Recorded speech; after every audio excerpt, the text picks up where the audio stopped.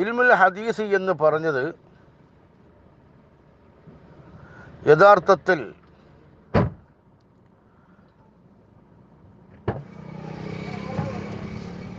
രണ്ടർത്ഥത്തിനാണ് മശഹൂറായിട്ട് പറയൽ.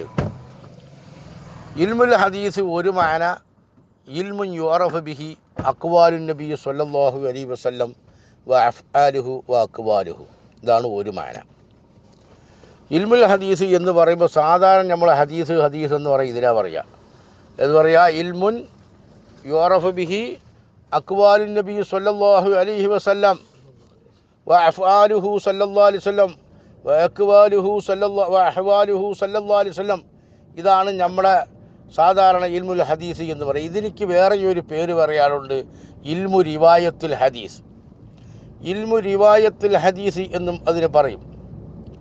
ഇൽമു റിവായത്തുൽ